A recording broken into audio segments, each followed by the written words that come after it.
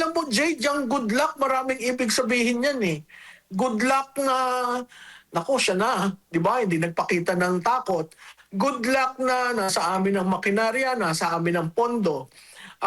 Good luck na, anong batikos sasabihin mo kay Vice Presidente?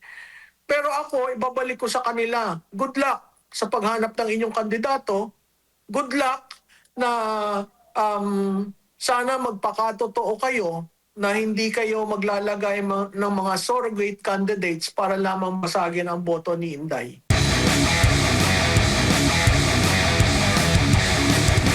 At kung ikukumpara mo naman, Prof, as a Jade po ito ulit, kay Pangulong Bongbong Marcos Jr., si Vice President Sara Duterte ay naoobserbahan, napapansin natin yung pag-iikot nga, hindi lamang sa labas ng bansa, kundi sa, mismo dito sa ating bansa. At alam niya mismo yung pulso ng ating bayan. Oo, alam mo, malaking bagay yan sa isang national leader. Siguro sa local, hindi masyado. Kasi ang inaalam mo yung ano nangyayari sa barangay. Pero ito, yung mga lugar na hindi pinupuntahan niya. So sa kanya, hindi porke malayo ka, iilan lang ang botante dyan, hindi ko na pupuntahan.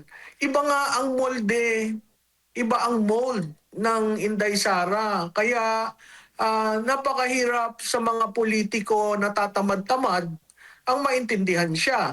On the other hand, napakahirap sa isang politiko na masipag at mahal ang kanilang constituent na hindi mo kakargahin si Inday Sara dahil wala namang kayong pinagkaiba. Prof, pahabol ko lang, Prof. Sino po or meron po bang dapat na criteria kinakikita na dapat na maging katandem ni Vice President Sara para solido po pagdating sa 2028? Alam mo, maraming mga pangalan na, kita mo biglang naglabasan na ngayon ang mga pangalan. Sabi ko, ang bilis naman yan. Sa tingin ko, critical ang Luzon. Strategically, in terms of votes, 54% ang Luzon. Kaya mo ba kung Mindanao at Visayas ka? Pwede, pero sisikuhan pa kayo sa Visayas. Central Visayas pwede.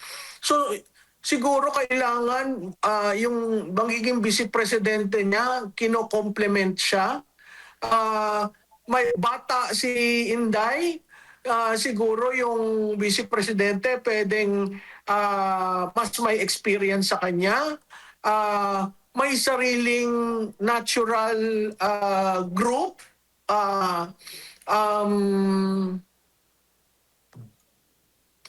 Taga Luzon. Mahalaga ang Luzon. At yung pagpili na yan ay critical kasi mawawala sa usapan ang Northern Luzon. Northern Luzon ba? Hindi naman. Malaki ang Region 3 at Region 4A. So, ang NCR malaki rin. So, tingnan natin. Meron nag-float na babae sa babae. Ako, naniniwala ako na medyo mahihirapan dahil hindi handa ang Pilipino sa dalawang babae na mamuno. Pero, kung yan ay dadalhin ng tao, why not? No, nasa tao naman kasi talaga kung sino yung magugustuhan nila. Ang malaking bagay dyan, naintindi nga nila si Inday Sara nung bumaba at mag-vice presidente na lang. Sa tingin ko maiintindihan nila kung sino ang manunumbrahan ni Vice President, kung sino ang kanyang magiging katandem. May nilabas po na pahayag ang Pangulong Rodrigo Duterte po, Prof, no? For sure, nabasa nyo na po ito.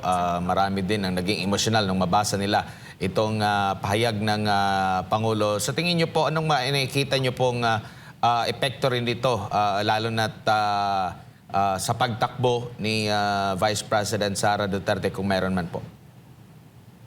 Well, alam mo, Admar, very emotional yung sinabi niyang hindi na siya a-attend sa confirmation ng kanyang charges, no? Unang-una doon yung kine-question niya ang jurisdiction. At ang dulo, mahal niya ang Pilipinas. Sa tingin ko napakahalaga yon. Dahil makikita mo na hanggang ngayon, iniisip niya ang bansa. At makikita mo na hanggang ngayon, kung nandun siya dahil sa extrajudicial killing, na sinabi rin niya dyan sa sinabi niya na wala siyang ginawang ganon at parte ng programa, makikita mo na ang Duterte gagawin ang kailangan masaayos lang ang bansa. So, yung paglabas niyan, nagulat ako. Nung binasa ko, naging emotional ako. Paulit-ulit kong binasa. Uulitin ko, no, hindi siya ang kandidato ko ng 2016. So, makikita mo na hanggang ngayon, ikaw rendition na. Ang iniisip mo pa rin yung bansa mo. So, malaking bagay yon dahil nasubukan na ng taong bayan si President Rodi ng 6 na taon. Ito pa yung ginante ng isang Marcos. So, may kabuuan yung mga yan. At sa tingin ko, pagdating ng 2028, makikita natin overwhelmingly ang impact ng mga ginagawa nila. Opo. Prof, ngayon, ay siyempre marami nakikita natin, sabi mo nga kanina, may mukha na. Yung taong bayan, may direksyon na, may signal na doon sa mga pro-Duterte na ito na nga ay tatakbo si Vice President Sara Duterte. Papaano naman po doon sa proseso ng ating halalan? Dapat ba ngayon pa lang ay paghandaan na po ito ng Commission on Elections? Lalo na't marami po ang nagdududa ng mga nakaraang eleksyon. Oo, nako Jade, yan ang problemang isa pa. Meron nga akong kausap, ang sabi, anong gagawin natin kay Chairman Garcia? Sabi ko, wala, naandyan siya, may term siya, di ba? Sa tingin ko, mag-expire yung term niya several days before the election. So kailangan paghandaan. At kailangan ayusin. Nakita nyo naman sila doon sa paghahanda sa BARM election. Di ba? So kailangan ayusin. Hindi naman pwede ang COMELEC na nang tutulog pag walang eleksyon, pag dating sa eleksyon, doon lamang gagalaw. So kailangan ayusin yung voters list, kailangan ayusin yung problema na nangyari noong 2025. 'Di ba? Maraming bagay eh. At dito sa hanay siguro ng mga supporters ni Duterte, kailangan magsama-sama lalo na yung may mga tech know-how kung paano babantayan ang boto. Ganitong kaaga, kailangan planuhin yan. Opo, lalo na't may pahayag po ang palasyo. Good luck. Sa tingin po ninyo, bakit ganun ka-confident ang administrasyon patungkol nga po dito o kaugnay nga dito sa deklarasyon ng Vice Presidente tatakbo sa pagkapangulo?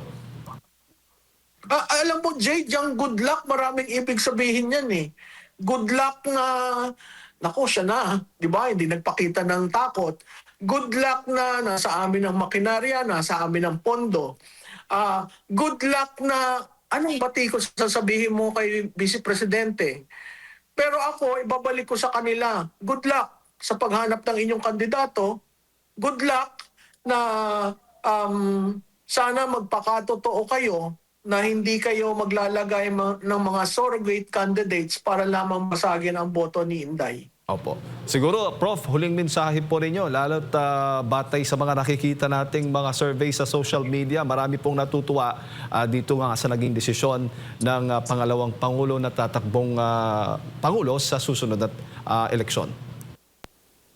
Sa mga kasamahan sa Duterte, tayo po ay umupo, mag-usap para walang sapawan at nagkakaintindihan ng bawat role. Meron ho tayong 28 months. Dapat ang deklarasyon December 2026 pero napaaga. Gamitin po natin yung panahon para ayusin ang ating mga grupo. Sa mga politiko, uulitin ko, ang 2028 is an anti-incumbency campaign. Kung ikaw ay incumbent at ikaw ay kumamal ng daming pondo at binulsa mo yan, maasahan ho nyo, sisipain kayo ng butante. Pangatlo, dun sa tunay na nagseserbisyo, tindigan nyo lang ho yung inyong serbisyo. At ang Pilipino naman ho, marunong tumingin sa tunay na serbisyo. At pang-apat, dun sa administrasyon, sana tigilin nyo yung si undersecretary nyo. Siya ang nagkokos ng pagbaba ng Pangulo. Hindi press officer ang bumabatikos politically. Pagsalitain niya yung political advisor nyo o kung sino man yan, humanap kayo ng ibang tao para hindi ang pagsasalita niya tungkol sa impormasyon ukol sa ginagawa ng Pangulo ay lahat ay batikos na lamang para sa Duterte. At panglima, sa media, sana maging fair kayo sa mainstream media kasi yung mga tanong na leaning towards a certain conclusion, napakahirap po niyan kasi pinipinturahan nyo na kaagad ang hindi pa nagaganap.